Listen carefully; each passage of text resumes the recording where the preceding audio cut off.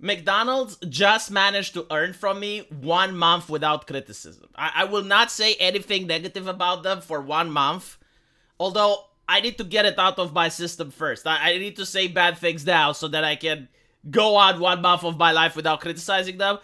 I do not understand what they're doing. Why is their food so expensive? It used to be cheap. Now you go there, and for the price of a menu, you can also spend the same amount of cash to an actual restaurant with a waiter and get an actual cooked meal that's more nutritious and delicious. And it used to be fast, right? Like it's in the name, it's fast food. Now I have to wait in line because you got all the Uber Eats drivers that are serving people from outside the restaurant. So it's not fast, it's not cheap, and it's not nutritious and delicious. Why do people still go there? Okay, now that I got it out of my system, for the next month, I will not say anything negative about them. Because they're finally showing other companies how to do PR. They're trying to enlighten their bigoted neighbors, their bigoted stakeholders, on how to properly be inclusive and properly cater to the wider audience. So McDonald's finds themselves in the midst of the culture war. You have Donald Trump going there in order to shame Kamala Harris for lying. Kamala Harris said that she worked at a McDonald's. Turns out that she didn't. So Donald Trump does this PR stunt where he goes in there and works for a couple of hours in order to do some photo ops and, you know, what politicians do in order to promote their campaigns.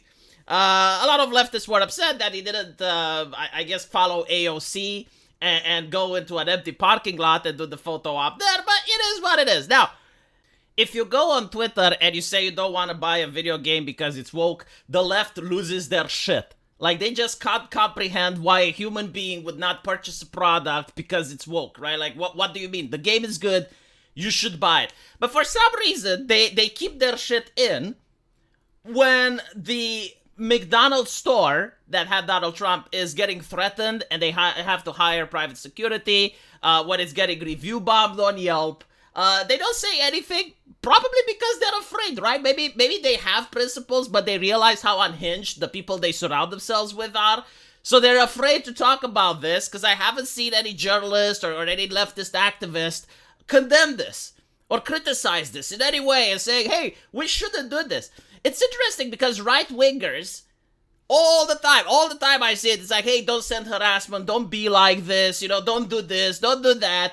You know, regardless of the context, every single time you're going to see some right-winger say, yeah, this is not okay. But when the left does it, crickets. Again, I think that they're terrified. I think they're terrified of their own people because they realize just how unhinged they are if you're going to go after the manager of a restaurant for simply allowing a politician to have a photo op there. Like, I noticed when it's a movie, right? And you have, like, a famous actress coming out and going, oh my goodness, I'm getting harassment on Twitter. People are sending me mean tweets. Immediately, the left is like, oh, the corporate should do better. Corporate should condemn those evil bigots. For some reason, they don't say that corporate should condemn the harassers and the negative reviews on Yelp. Anyway, still, with that out of the way, corporate is doing something. And they're actually posting what I believe is one of the best PRs I have ever seen, not just this year, but within the last 5 years. They're basically saying that earlier today, former President Trump visited a McDonald's restaurant in Pennsylvania following a request made by our local franchise. As we've seen, our brand has been a fixture of a conversation this election cycle. While we've not sought this, it's a testament at how much McDonald's resonate with so many Americans. McDonald's does not endorse candidate for elected office, and that remains true in the rest for the next president. We are not red or blue, we are golden. Wait, does that mean that they endorse the Libtard Party? Though we are not a political brand, we've been proud to hear former President Trump love for McDonald's, and Vice President Harris found memories working under the arches. Apparently, this is not true. She never worked there. But it's okay, it's okay. While we and our franchise don't have records for all positions dating back to the early 80s, what makes 1 in 8 so powerful is the shared experience by so many Americans have had. When the owner-operator, power word real name, was approached by local law enforcement regarding former Trump's desire to visit a Pennsylvania restaurant, he was proud to highlight how he and his team serve the local food community and makes delicious food. Upon learning that the former president requested, we approached it through the lens of one of our core values: we open our doors to everyone. It's with the same approach that franchise have invited Vice President Harris and Governor Walz to their restaurants in order to share how McDonald's provides a meaningful pathway to economic opportunity and feeds the foster local communities. As this election season nears its completion, the resource we've shared in recent months will be important. So, this is actual inclusivity, right?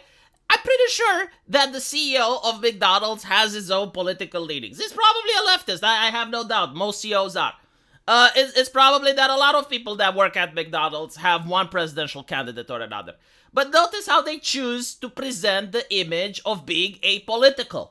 This is what the left constantly says: everything is political, and it doesn't have to be. You're making it so. Companies and brands do not have to endorse one presidential candidate or another. And the reason that this PR statement is amazing is because it treats both candidates with respect. They're not trying to debunk anything. They're not trying to get involved into the political system. They're basically saying, yeah, we open the doors to everyone, and they mean it. It's not like, oh, we open the doors to everyone but bigots. No, everyone. And then they invite Kamala Harris. So basically, if I was a Democrat and I've been reading this, I wouldn't be upset. And if you're a Republican and you're reading this, you shouldn't be upset either. It's what every company should actually be, if you genuinely believe in a democracy. It's not that they wouldn't have the authority to ban one presidential candidate or another. It's that morally speaking, it is wrong.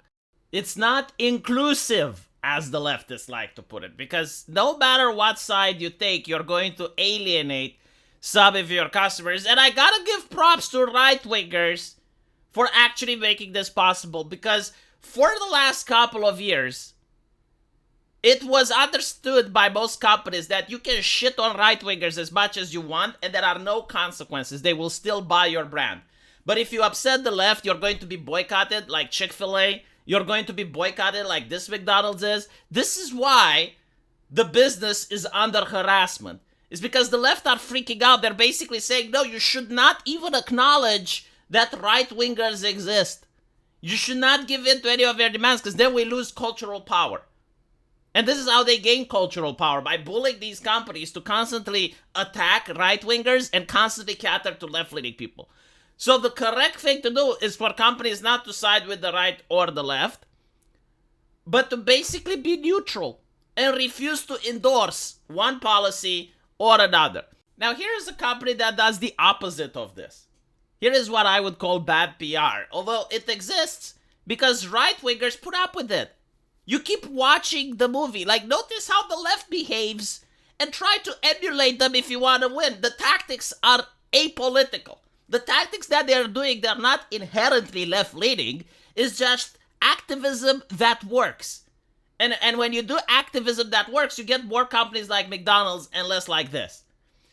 So when it comes to McDonald's, leftists will boycott. They will give negative reviews, even though they don't even go to that place, even though the food may actually be good, and there may be no problem with it. They will still give negative reviews because politics, right? That's what they care. They care about politics. They don't care about the product. Meanwhile, right-wingers, they care about the product. It's like, oh, The Boys is good, so they keep watching. Even though they're actually shitting on you. They're taking your money so they can do propaganda against you, and they actively mock and ridicule and belittle you and your representatives. And then the right-wingers keep putting up with this. So, like, what do we have here? We have a very lazy propaganda thing by showing Homelander giving McDonald's to people, right? Like referencing Donald Trump. In other words, Homelander evil, Homelander acts like Trump. See, why are you supporting Homelander? This is so lazy. It's like if I was the writer for Batman and all of a sudden I make the Joker be Kamala's vice president. Right? It's such a cop-out, right? Like, you just take a negative character and you make them associate themselves with a political group in order to try to tarnish the image of that group. It's what they did with Jordan Peterson and Red Scroll. There's no underlying satire. There's no subtlety. There's no, like, criticism or irony. It's just, like, blatant, in your face. using the characters like VTubers in order to push your political activism. So it's not really entertaining. It's just I wouldn't even call it subversive. It's just plain what they are doing. And if the right keeps putting up with it, then you deserve more of it. You just deserve more and more of it.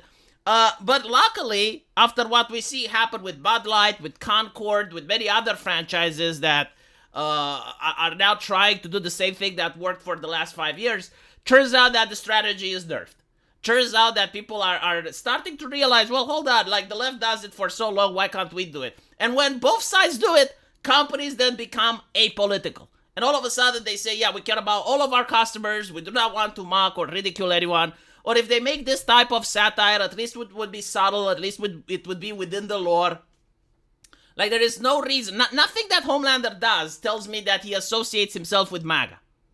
They just chose to make him right-wing. But if you turn the story and you make Homelander be a Democrat, the story still fits.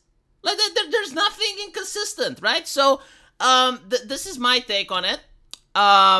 Really good answer from McDonald's, and we also see a really poor answer coming from whoever has the account on The Boys.